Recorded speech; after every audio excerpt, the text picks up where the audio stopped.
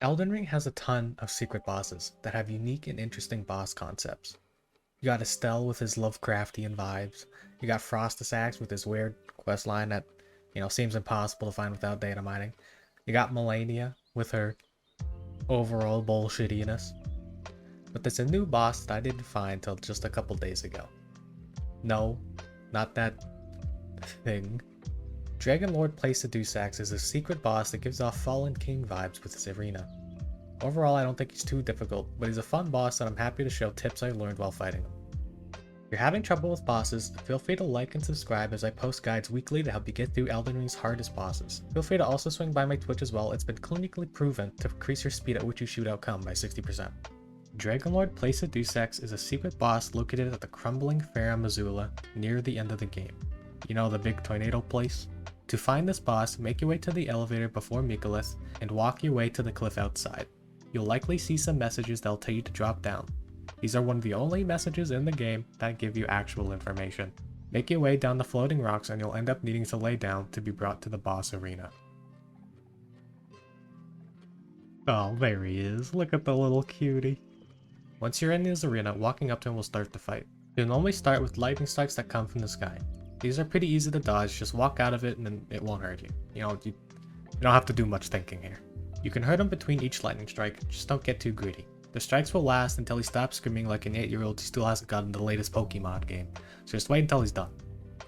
The dragon will use laser claws to swipe at you. Just roll towards the hand that he's using and you'll dodge the swipe, as well as the fire he spits out after that move. I noticed that there's a difference in the claw move depending on the hand he uses to swipe. The left hand is the regular swipe into Fire Breath move, and the right is kind of a slam with an AoE explosion under it. These attacks are pretty slow, so you shouldn't have trouble dodging them. To avoid most of his damage, you'll want to hit his ass like a tramp who just got invited to prom by 7 other guys. There are only 2 moves that can hurt you when you're behind him. He'll do a tailspin like every other boss in the game, or you'll see him peek around his body and spray the side you're on with fire. When you see him poke his head out, just jump over his tail and you're good to go. Eventually, the dragon will turn to ash and start trying to RKO your dumbass. Make sure you spot his lightning cloud first, as that's the direction and where he's going to suicide bomb you from. When you found his cloud, run to the left of it and just run away, and when he's about to hit you, roll.